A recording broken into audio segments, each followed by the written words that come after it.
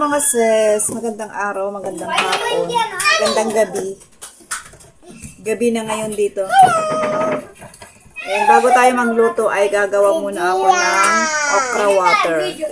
Ito, i-slice ko to ng maliliit. Tapos ilalagay natin dito, lalagyan natin ng tubig. Punuhin natin to. Tapos kinabukasan, pwede na siyang inumin. Kasi, sabi nila, ano daw to, mabilis makapagpababa ng sugar. Eh, mataas ang sugar, lagi yung partner ko.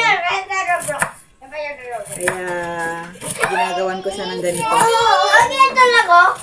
Ang ingay naman to mga anak ko. Tingnan nyo naman. Ang gugulo. Sila lang naglalaro, pero ang gugulo.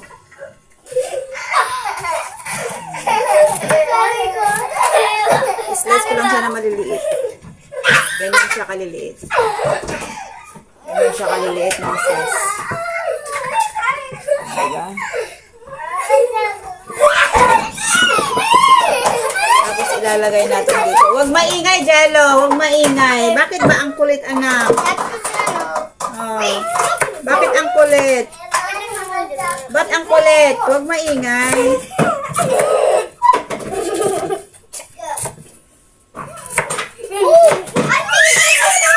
Ang hirap mag-video talaga pag ano. Kompleto silang tatlo.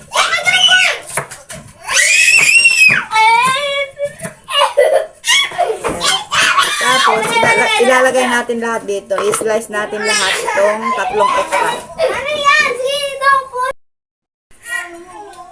Ayan, ito na yung tatlong okra. Ayan. Tapos, lalagyan natin to ng tubig, mga sis. Ayan, tapos kinabukasan, syempre, iinumin natin.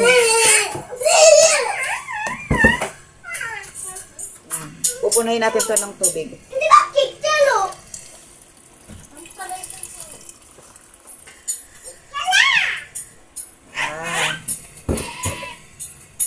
Diba? Ito na yung ating okra water. Oh. Bukas, yung tubig nito, abutin to ng 3 araw, mga sis. Nagiging slimy siya. Slimy water. Ayan siya. Ayan. Ilagay natin sa chili. Ayan, mag-i-slice na tayo ng panahog natin sa ating pininyahang manok. Ayan, lagyan natin ng carrots, patatas, at saka ito, bell pepper. Yung aking pininyahang manok ay ang ilalagay ko lang doon, hindi pinya, kundi pineapple juice. Pineapple juice po. Ganun, yun lagi ang nilalagay ko pag nagpipininyahang manok ako. Tapos, isang gatas. Patol. Malasa naman mga sis. It's same. It's the same. Look at that. It's the same. But mommy is the best. I-slice lang natin itong ating ano. Itong ating gulay. This is my job.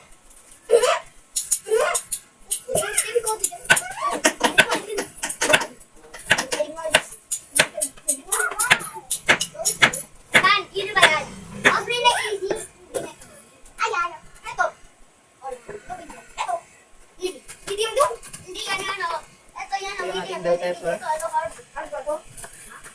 Hindi, yung green na easy, yun yung ano. Ito yung hard. Sabi ko, yan ang green na easy, yan yung blue na ano. Hindi, ito hard. Ito the hardest one. Now you can touch them. Ito yung lalagay natin mga sis. Ang pineapple juice at saka yung gatas. Lalagay natin sa ating pininyahang. Let's go! Magigisa na tayo mga sis. Ayan, magigisa muna tayo ng ating mga ricado mga sis. Ang ating bawang at saka luya. Ito nilagyan ko ng mantika. Lalagay na natin itong ating bawang at sibuyas. Pagsabayan na natin.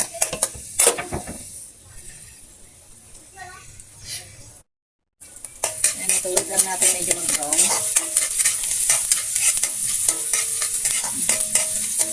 Nanginig na yung mga anak ko. Ang kukulit.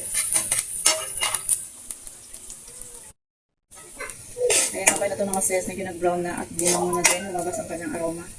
Ilalagay na natin yung ating chicken. Kaya kalahating kilo lang ito mga sis.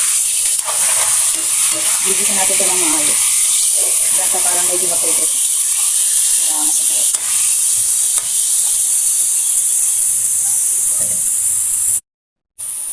Ayan, medyo sasabihin natin ito ng paminsan.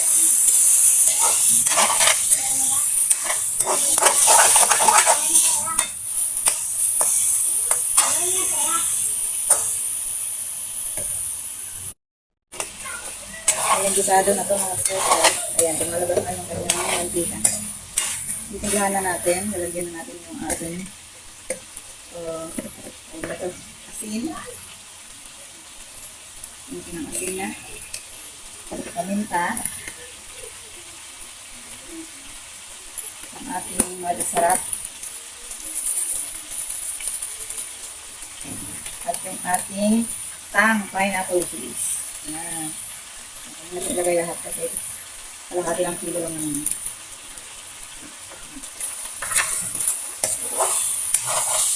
Haluin natin.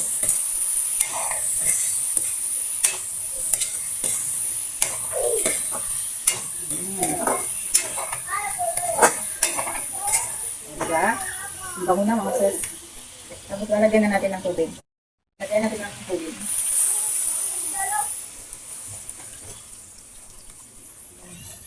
Palambutin natin konti yung itong ating chicken. Tapos mamaya ilalagay na natin yung ating gulay. Ano natin ito mga sis? Bango. Ang bango.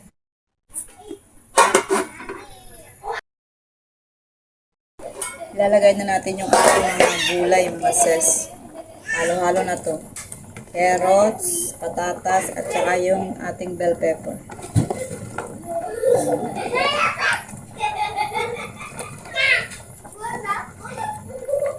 Ayan.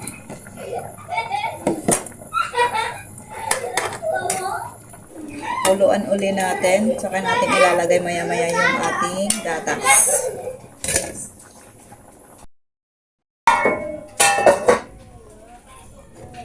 Ayan, ilalagay na natin yung ating gatas. Medyo lumambot na yung ating gulay. Ito na ang ating first ay last touch.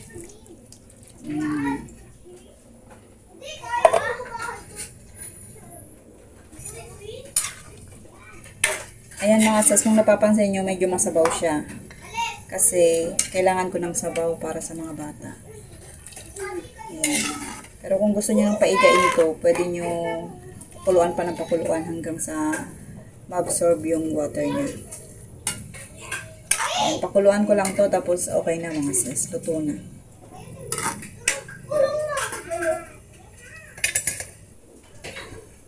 Ayan, kumukulo na mga sis. Pwede ko nang hanguin to. At kakain na. O, ayan. Luto na to mga sis.